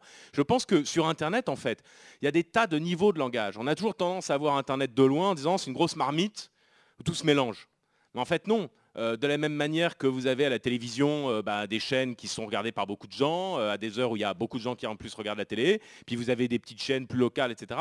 Il y a sur Internet de plus en plus une tendance à se structurer et à avoir au fond des endroits où il y a des communautés avec lesquelles vous allez pouvoir discuter qui ne sont pas effectivement exactement les mêmes. Et puis, moi j'en reviens à ça. Je pense que de plus en plus, on revient et on retrouve un rôle hyper fort de la part de nouveaux types d'intermédiaires. C'est-à-dire que l'homme politique qui est au fond en lien direct avec la communauté de ses électeurs proches dans une mairie, ça se gère très très bien avec un Facebook ou avec d'autres types d'outils, sans rentrer dans le détail. Mais il y a des moyens aujourd'hui pour pouvoir bien le faire. C'est intéressant. En revanche, ça n'empêche pas que le débat national aujourd'hui, il est beaucoup plus structuré par les médias en ligne, par des journalistes qui vont en fait faire leur travail, qui vont digérer l'information et qui vont vous la servir quand même sur des formats, encore une fois, qui sont beaucoup plus pédagogiques et qui éclairent pas mal le débat public. Je pense que c'est ça la nouveauté. Donc en fait, il y a en fait des espaces très très différents. Et moi je vous dirais aujourd'hui, quand on dit Internet c'est quoi, qu'est-ce que ça va produire dans la campagne, j'aurais tendance à dire, en fait, moi je ne sais plus très bien ce que ça veut dire Internet. C'est un peu ce que tu voulais dire tout à l'heure et que tu as commencé à expliquer. Sur Internet, il y a TF1. Et de plus en plus, les jeunes, ils regardent Internet là-dessus. Ils regardent TF1 là-dessus. Ils ne sont pas nécessairement devant leur écran, mais ils regardent quand même un peu la télévision. Mais ils la regardent en discutant avec leurs voisins. Ils ne la regardent pas en direct, comme nous, on pouvait le faire. Donc les pratiques évoluent. Donc il y a ce genre de choses sur Internet. Mais il y a aussi une discussion de proximité. Je discute avec mes amis sur Facebook. Parce que globalement, sur Facebook, on est dans un petit réseau. Vous avez en moyenne, les gens, ils ont en moyenne 100 à 150 amis, pas plus. Donc quand on dit les gens discutent politique sur Facebook, c'est quand même hyper intéressant. Ils discutent politique entre eux, sur Facebook, entre amis. Alors qu'en revanche, par exemple, sur Twitter, ça va être beaucoup plus des discussions entre prescripteurs, avec des gens que vous ne connaissez pas. Tout ça pour dire Internet, c'est urbanisé, c'est structuré. Et de la même manière que selon que vous discutez politique en famille, ou devant la télévision, ou devant le comptoir d'un café, ou devant la machine à café à votre boulot, vous n'allez pas avoir les mêmes interlocuteurs, vous n'allez pas avoir les mêmes types de discussions. Sur Internet, il y a tout ça aujourd'hui. Donc c'est hyper difficile de dire Internet, ça change en ça la politique. En réalité, ça dépend de quoi on parle. Il y a une chose aussi, Benjamin, que tu peux nous dire, c'est la nouvelle façon de regarder les soirées électorales quand on est un militant. Alors avant, il y avait des soirées électorales importantes et on faisait une soirée pizza, on invitait ses copains et puis on regardait la télé. Aujourd'hui, vous faites venir la pizza, vous regardez la télé, mais vous allez orienter ce qu'on pense de ce qu'on voit à la télé sur les réseaux sociaux en disant « Là, Sarkozy, lui en a mis une, mais énorme, c'est vraiment le meilleur », etc. Et vous bourrez les urnes comme ça sur Internet en faisant du commentaire à chaud, positif et favorable à votre champion. C'est vrai ou pas ? Oui, c'est vrai, effectivement, il reste les pizzas, il reste évidemment des militants et des sympathisants, et il reste la télé, mais il y a en plus désormais le mobile ou l'iPad ou ce qu'on veut pour pouvoir être sur les réseaux sociaux et pouvoir effectivement faire passer les messages qui sont les nôtres. Et si vous prenez l'exemple des primaires, les primaires, ça a été, je ne rentre pas dans le débat de fond, mais les primaires ont été vécues difficilement par les militants de l'UMP parce qu'ils considéraient un monde... Par les militants de l'UMP parce qu'ils considéraient que, à l'inverse d'une intervention du président de la République qui est toujours suivie par un débat gauche-droite, bah là vous aviez les primaires qui étaient gauche-gauche et puis vous n'aviez pas de débriefing avec des gens de droite. Donc du coup il y avait une petite gêne de la part des militants UMP. Attrapé à Toulon. Voilà, à Toulon il y avait un seul candidat. Je ne suis pas polémique, voilà, mais je voulais juste on n'a dire... pas commenté non plus. Voilà, mais je voulais juste dire que effectivement les réseaux sociaux ont été une soupape pour à un moment donné faire passer les messages et c'est vrai que ce qui était formidable c'était que nous avons pu ainsi d'abord effectivement après un long travail de formation de nos militants pour bien leur expliquer comment est-ce qu'on utilise ces réseaux là, et bien effectivement je crois que on a pu ainsi faire passer des messages sur Facebook ou sur Twitter et là on touche énormément de monde. Donc effectivement dans les moments importants de la campagne qui vont s'annoncer, mais comme d'ailleurs pendant les interventions récentes du président ou des leaders de la majorité, eh bien, il y a effectivement tout un travail de suivi qui est là, qui est important pour qu'effectivement on soit capable de faire passer les bons messages. Et c'est vrai qu'en amont, il faut avoir eu de la formation et puis il faut avoir eu les bons contenus. Donc c'est les bonnes vidéos, c'est les bonnes cartes et puis c'est voilà effectivement... Vous poussez les vidéos qui vous sont favorables. Par exemple, la vidéo d'Hortefeux où il parle des Auvergnats, vous la poussez pas, vous en poussez où il est beaucoup plus télégénique. Par exemple, on a beaucoup actuellement diffusé d'infos sur le fait que François Hollande, qui veut diriger la 5e puissance mondiale, avait du mal à juste choisir un QG. C'est inquiétant sur une capacité à décider. Et bien du coup, on l'a... C'est du très mauvais esprit. Voilà, non, mais de mauvaise foi je suis d'accord avec vous, David. Je suis d'accord avec vous, David. Attendez, David, je suis d'accord avec vous. On reste sur l'Internet et la campagne électorale. François, ce sont juste des exemples complètement objectifs. Certes. Sinon, je vous fais un rapport. C'est un animal politique. Si tu le prives de politique, il va se faner comme un coquelicot. Mais plus sérieusement, je crois qu'effectivement, la campagne sur Internet, elle va être dure. Ça, c'est vrai, elle va être dure parce que vous avez sur Internet un certain nombre de limites que vous respecteriez dans la vraie vie et que sur Internet, vous êtes beaucoup moins enclin à respecter. Donc du coup, effectivement, il y a beaucoup plus d'attaques de personnes, il y a beaucoup plus d'attaques très dures. C'est un peu voyou de temps en temps, Non, parce que moi, la différence entre par exemple des blogueurs anonymes et des élus comme ceux de la majorité, c'est que notre différence, ou d'autres d'ailleurs, c'est que la différence, c'est que nous, on assume, c'est que au fond, un tweet qu'à un moment donné, moi je vais écrire, ça peut, si je fais une erreur, se retrouver à un moment donné sur une dépêche AFP, et je l'assume parce que je l'ai écrit. Alors que si à un moment donné, vous êtes un blogueur anonyme et que vous dites n'importe quoi, vous n'engagez pas grand monde. Donc ça, il faut faire attention. Donc c'est pour ça que, non, nous, quand on est sur Twitter, vous diffusez des messages peut-être différents parfois, mais vous ne vous trompez pas. Ah mais j'assume complètement et c'est peut-être pour ça que je suis un peu critiqué sur Internet, c'est que dans la courant de la droite décomplexée, eh bien sur Internet, moi je crois à mon petit niveau, essayer d'incarner une droite décomplexée. Décomplexée sur Internet. Question suivante. Une question. Bonjour, oui, madame. Bonjour. Moi, j'avais déjà une remarque, c'est que depuis le début de cette table ronde, vous êtes régulièrement sur votre portable à regarder vos messages. Et quand M. D'Oligier parle de création de liens grâce à Twitter, je me dis comment vous pensez justement ce lien quand là, vous êtes en lien avec nous, qui sommes physiquement présents, et que régulièrement, vous regardez votre écran. Et donc, qu'est-ce que vous pensez de ce nouveau lien ? C'est une attaque. C'est une attaque. Non, vous avez raison. C'est une super bonne question. Ouais, C'était à toi. mais en même temps, c'est une des conférences où il y a les meilleures ondes, je peux vous dire. On est multitâche, c'est ça la vérité. On arrive à... C'est comme les chiens qui mangent et qui remuent la queue. Voilà. Madame, je suis d'accord avec vous. Je suis entièrement... Elisabeth, chut. Je suis entièrement d'accord avec vous, mais le truc c'est que on se sert de nos téléphones pour faire plein de trucs en même temps, dont également prendre des notes. Et répondre aux gens ça, c'est le premier point. Deuxième point. Deuxième point, effectivement, comme vient de le dire David, nos amis de France 3 nous diffusent, et donc il y a énormément de réactions sur Twitter. On se fait bâcher, surtout là-bas. Et donc il y a un lien qui se crée, donc il y a un lien virtuel. Donc il y a un public en dehors. Vous avez la chance de nous voir. Vous avez la chance qu'on soit proche de vous. Ne me cherchez pas, je descends sinon. Je l'ai fait tout à l'heure, oui. Et c'est vrai, mais toujours est-il que le lien, il est présent. puisqu'on vous écoute, puisqu'on vous entend, puisqu'on vous répond en permanence. Le fait de regarder quelque chose, c'est pas un souci. Rappelez-vous qu'avant ce genre de truc-là, il y avait simplement des gens qui avaient des papiers devant eux, qui avaient des crayons, et ils faisaient quoi? Ils dessinaient, ils écrivaient autre chose, il y avait quelque chose d'autre. Ah, je peux vous montrer des notes, c'est juste hallucinant. Pardon? Oui, mais vous avez parlé à votre voisine pendant qu'on prenait la parole. Moi, je vous ai vu parler à votre voisine.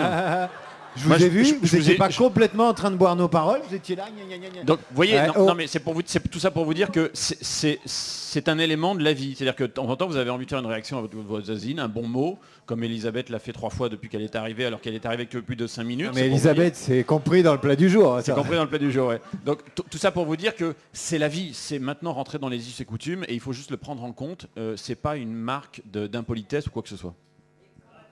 Elisabeth. Elle va surgir. Ça y est, elle se réveille. Avant que. On l'a cité 4 fois et maintenant, ça y est, elle se réveille D'abord, enfin. je précise pour prévenir toute perfidie que nous avons déjeuné ensemble, qu'on s'est déjà engueulé sur le sujet et que je leur ai dit que je ne pourrais pas assister à l'intégralité du débat. Mais il y a quand même me semble-t-il, au moins un problème sémantique qui reflète peut-être un problème anthropologique que Madame a abordé, qui est celle de la présence à l'autre, effectivement. Et moi, quand je vous entends dire que vous discutez avec des gens sur Twitter, non, c'est pas ça la discussion. La conversation, c'est autre chose. Et toute la sémantique de ces comment on appelle ça, merde, réseaux sociaux, de ces réseaux sociaux, si vous voulez, est complètement fausse. Et dans le fond, ce que nous expliquait Benjamin, qu'est-ce qu'il fait pendant... D'ailleurs, c'était assez éclairant ce que vous disiez. Qu'est-ce qu'il fait pendant qu'il y a le débat? Il dit aux gens, voilà ce qu'il faut penser, parce que s'il a une meilleure blague que celle du voisin, il va peut-être emporter l'adhésion de ses abonnés. Donc, en gros, ce que vous êtes en train de nous dire, c'est que la multiplication des canaux de propagande, de publicité, je veux dire, la multiplication des canaux par lesquels, non pas on discute entre gens civilisés qui parlent le même langage et qui se répondent et interagissent de l'argumentation, mais par lequel vous essayez de bourrer le mou de vos concitoyens, je veux dire, c'est merveilleux, mais je trouve que quand même il faudrait se poser les questions effectivement anthropologiques et sémantiques. Voilà. J'ai plein d'autres vacheries à vous dire, mais ne vous inquiétez pas, on se retrouvera. Il y a une fracture numérique, évidemment, entre la tribune et le reste de la salle. Mais c'est ça qui est bon. C'est ça qui est bon. Moi, je voudrais quand même répondre. Attends, Benoît réagit et Benjamin ensuite. Moi, je voudrais répondre 2 choses. Il y a une chose sur laquelle je suis d'accord avec vous. C'est-à-dire que ces trucs-là, ça nous conduit souvent à être un peu impolis, à nous déconcentrer, à faire un truc qu'on écoute d'une oreille, etc. Vous avez entièrement raison et on plaide coupable là-dessus, mais je dirais, on plaide tous coupables. Parce que je pense que tous ceux qui ont ça, en réalité... sauf qu'ils sont extrêmement rigoureux, vivent un peu cette chose-là. Et ça, c'est un truc auquel il faut qu'on s'habitue, il faut qu'on retrouve probablement une forme de politesse dans l'usage de ce truc-là. Ça, c'est un fait, c'est certain. Je suis entièrement d'accord. Elisabeth, je vais te répondre. C'est pour dire que je suis soucieux du fait qu'on doit avoir dans les échanges une courtoisie, une politesse, une écoute à l'autre, etc. Maintenant, dans les débats publics, qu'ils aient lieu dans des conférences comme ça là, moi où je vais assez souvent, ou qu'ils aient lieu à la télévision, il y a un phénomène nouveau, et là je ne vous parle pas de n'importe quoi, des blogs, il faut être précis. Twitter. Twitter permet aujourd'hui d'avoir un double canal de discussion dans lequel, je suis désolé, je pense que c'est un pouvoir que vous avez en plus. Et je vous donne des exemples. Moi j'ai fait plein de conférences où il y a des gens, on ne distribue pas les micros à tout le monde, où il y a des gens qui veulent poser une question et ils n'ont pas la possibilité de le faire. Et puis où le journaliste à côté, il n'est pas comme David Abiker, il a envie d'orienter dans un sens ou dans un autre. Et bien de plus en plus, sur Twitter, parce qu'il y a des gens qui aujourd'hui, là, toutes les phrases qu'on a dites, il y a des gens dans la salle, ou des gens qui nous regardent sur France 3, qui les ont retranscrites. Donc il y a des gens qui suivent ce débat-là, beaucoup plus que simplement les personnes qui sont dans la salle, et qui tout d'un coup vont répondre, vont poser une question que vous n'allez pas poser, ou que vous auriez aimé poser, mais que le journaliste ne va pas répercuter. Et bien cet outil-là, ça permet de simplement, de publiquement devant tout le monde, de dire, là, Benoît Thiolin, il vient de dire une connerie. Et moi, je suis interpellé là-dessus. Donc c'est un outil quand même profondément qui change les choses. Donc oui, il y a de la futilité, il y a du bruit, il y a de la conversation, il y a de l'impolitesse. Je suis d'accord, je ne suis pas pour dire que c'est pur et génial. Mais il y a aussi des grandes nouveautés. Et je veux juste terminer là-dessus parce que, évidemment, quand c'est Benjamin qui vous dit ça, qui vous dit comment est-ce que Twitter peut être utilisé en pleine émission, on dit ça y est, c'est la propagande, c'est le truc, etc. Oui, évidemment, ça peut être ça. Je vous donne un exemple. Ça peut être ça, mais ça peut être aussi autre chose. De plus en plus, on a parlé de fact-checking tout à l'heure. Combien de fois, moi j'ai vu des émissions de télévision où j'ai vu un homme politique qui disait... Vérification des faits racontés à la radio, à la télé, dans les journaux. des hommes politiques. Yann Barthès sur Canal+ fait ça très bien quand il compare les messages. Exactement. C'est ça le fact-checking. Combien de fois vous avez vu des émissions, des hommes politiques disent des conneries? Consciemment, pas consciemment, peu importe, c'est pas le sujet. Je vous donne un exemple que vous avez peut-être en tête, et puis vous allez voir qu'il va vous mettre tous d'accord, puisque les deux se sont plantés. Le débat télévisé du deuxième tour, le dernier, Nicolas Sarkozy face à Ségolène Royal. Ils ont parlé d'un sujet qui, à mon avis, va probablement être assez débattu dans les prochains. Le nucléaire. Vous vous souvenez? Voilà. Ils ont donné des chiffres sur le pourcentage nucléaire. Vous vous souvenez de cette histoire? Ils étaient tous faux. Bon, on n'est pas tous des spécialistes du nucléaire. Et les journalistes non plus. Ils n'ont pas corrigé. C'est eux qui se sont corrigés entre eux et les deux ont dit des conneries. Et bien aujourd'hui sur Twitter, ce qui se passerait, c'est qu'il y aurait un débat. Il y aurait probablement Benjamin Lancard qui enverrait des chiffres en disant « Ah, Sarkozy a raison ». Il y aurait probablement des petits camarades à moi qui feraient la même chose pour François Hollande. Mais il y aurait surtout un journaliste du Monde et du Figaro qui sont spécialisés dans le nucléaire qui dirait exactement « Voilà pour nous la vérité et voici l'infographie et l'article qui tranche sur ce sujet ». Donc moi je suis désolé, cet usage-là de Twitter, il est intéressant parce que ça permet justement de ne pas se laisser avoir lorsque les hommes politiques peuvent dire éventuellement des choses qui sont fausses, et de ne pas laisser simplement reposer ce fact-checking à un journaliste qui ne peut pas tout savoir, et puis qui n'a pas forcément la faculté de pouvoir interrompre les hommes politiques quand ils parlent. Donc voilà, juste pour dire, il y a du bon et du mauvais, il y a aussi, et moi je répondais tout à l'heure à des questions, je ne faisais pas mes mails ou je ne discutais pas avec ma copine, sincèrement vous pouvez vérifier, j'ai répondu à 2-3 personnes qui m'ont posé des questions, peut-être que d'ailleurs elles sont dans la salle, j'en sais d'ailleurs rien. Benjamin Lancard. Juste pour dire que pour voir demain, vous savez, Serge Moiti fait tous les mois un reportage sur les partis politiques pour préparer la campagne. Demain, c'est l'UMP. C'est non mais et vous verrez que Serge Moiti en fait a tourné pendant ce qu'on appelle une soirée pizza. Donc vous pourrez voir. C'était pour ça. Et vous verrez concrètement ce que c'est. C'est assez convivial et c'est des moments militants très sympas. Oui, demain nous sommes aux rencontres de Cannes. Voilà, c'est le problème. Allez, là, il y a quelqu'un autre au fond, question. Une question, madame. Bonsoir à tous. Bonjour, madame. Chiara Sottocorona, journaliste. Je reviens sur la sémantique qui a soulevé Elisabeth, parce que qu'est-ce que c'est discuter des politiques? Alors, il ne faut pas imaginer que sur Facebook, c'est la même chose que discuter des politiques comme on le fait ici, comme on le fait à la télé. Une question à poser aux jeunes, c'est est-ce que vous discutez des politiques sur Facebook? Alors, moi, j'ai un contact permanent avec les jeunes parce que j'enseigne à l'Université de Nice journalisme sur le web. Et donc, ils sont tous sur Facebook, mes étudiants qui ont 23 ans.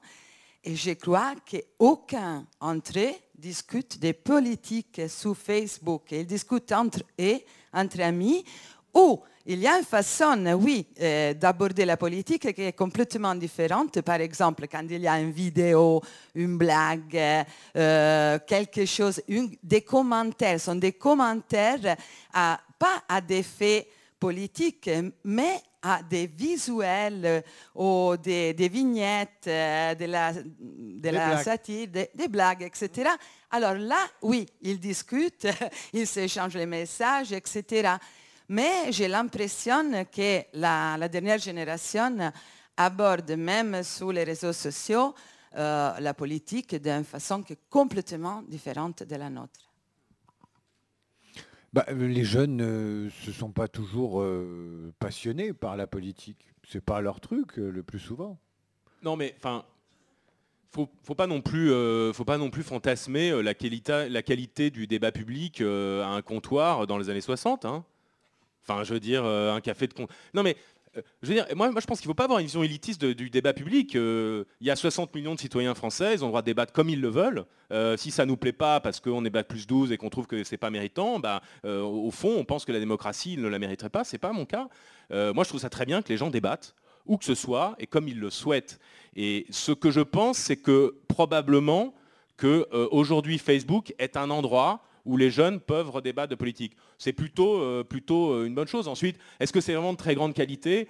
J'en sais rien. Il faudrait sûrement faire des études. Mais très honnêtement, je ne suis pas convaincu qu'encore une fois, devant une machine à café dans une entreprise, les gens qui discutent soient forcément sur des débats hyper sophistiqués. Et c'est pas grave. C'est ça la démocratie. C'est que les gens discutent. C'est pas que ce soit forcément de grande qualité.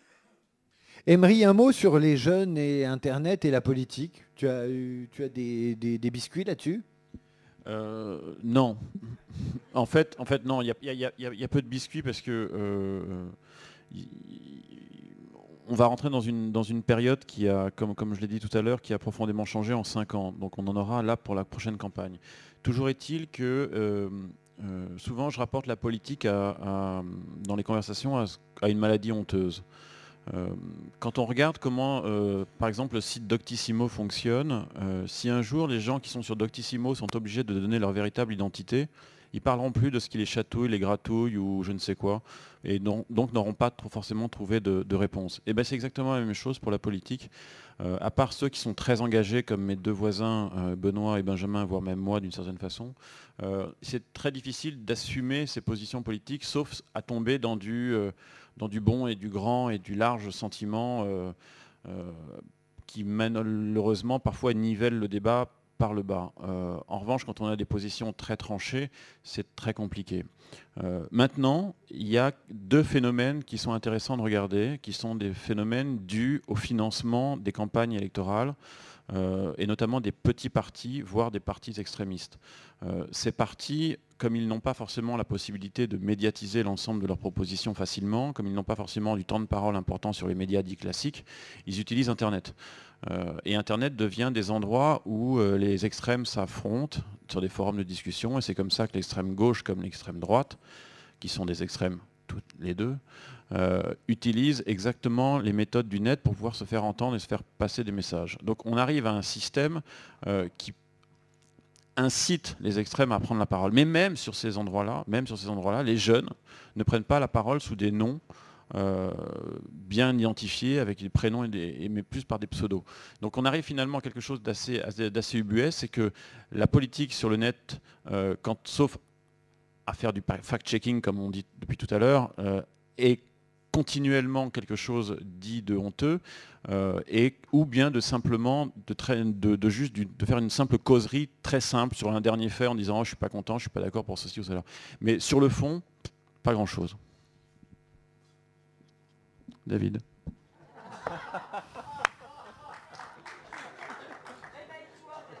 Au fait, sinon juste pour couper la parole 2 secondes à David, il y a quelqu'un sur Twitter qui a dit un petit mot pour Elisabeth Lévy, que je vais juste dire. Si Elisabeth Lévy ne croit pas aux conversations en ligne, pourquoi son site s'appelle-t-il Causeur?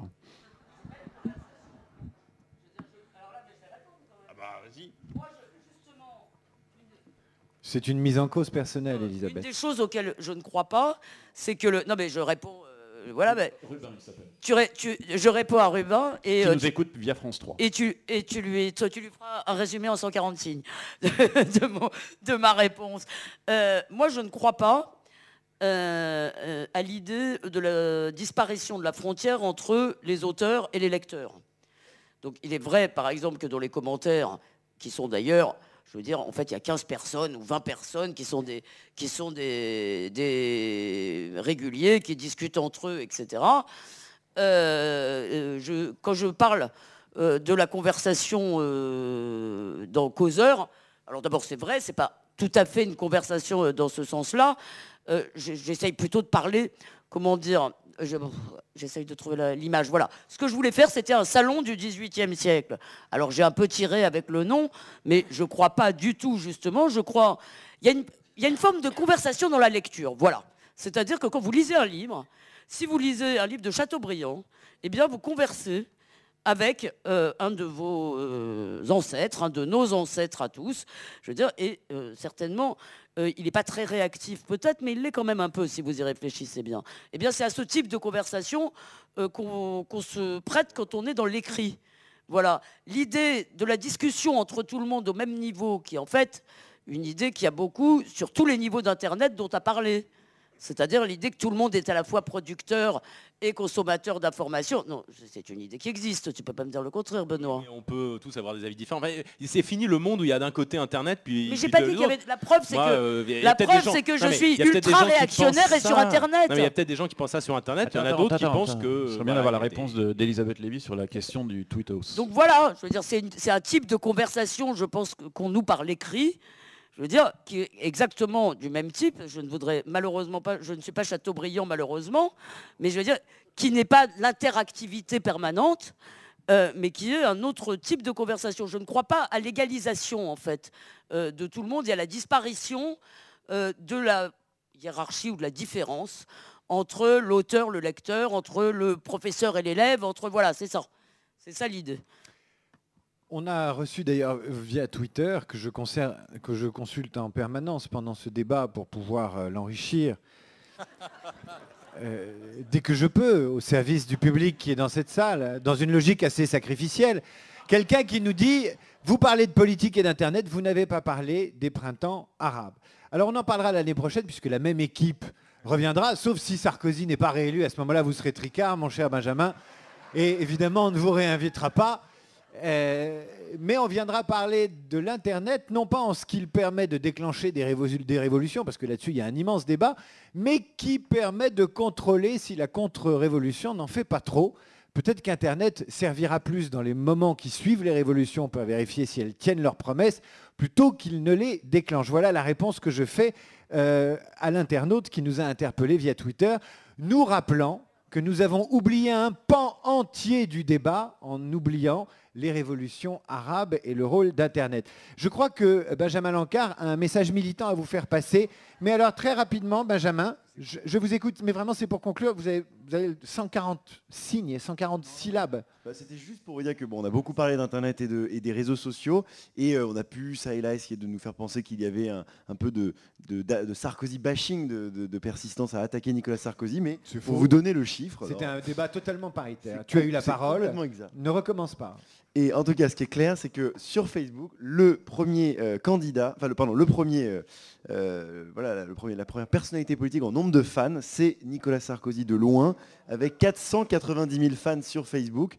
Et le deuxième est à 40 000. Donc c'est intéressant parce que ça permet aussi de relativiser, parce qu'il y a eu, je ne voulais pas parler d'ici, hein, le Sarkozy bashing, mais parfois il y a eu une période récente où on a beaucoup attaqué le président. Malgré tout, sur Internet, il est largement en tête sur Facebook avec 490 000 fans. David. Alors,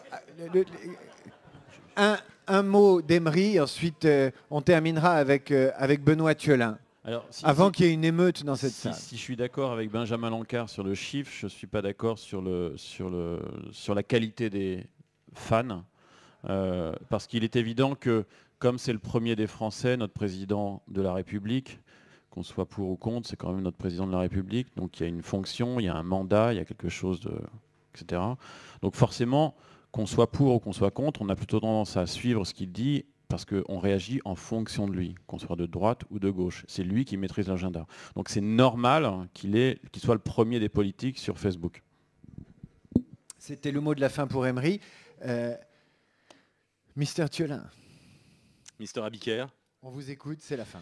Il faut rendre la salle, il faut rendre les followers, il faut rendre les friends. Simplement, moi, je voudrais juste revenir un peu sur un point. Je pense qu'on fantasme beaucoup le rôle d'Internet. En particulier, par exemple, on n'en a pas parlé, on en parlera donc l'année prochaine, oui. Mais dans les révolutions arabes, Internet n'a pas provoqué les révolutions arabes. Une révolution, ça se fait dans la rue. De la même manière qu'une élection, ça se vote dans les urnes. En revanche, le débat préalable à une élection, aujourd'hui, Internet joue un rôle énorme. Et il y a plein d'espaces très très différents. Donc il faut un tout petit peu faire attention à ne pas avoir des jugements trop hâtifs en se disant Internet c'est comme ci ou c'est comme ça, tout se vaut et tout se mélange et tout s'égalitarise. En réalité non, il y a des espaces très très différents et moi je vous invite en fonction de vos affinités, de vos envies.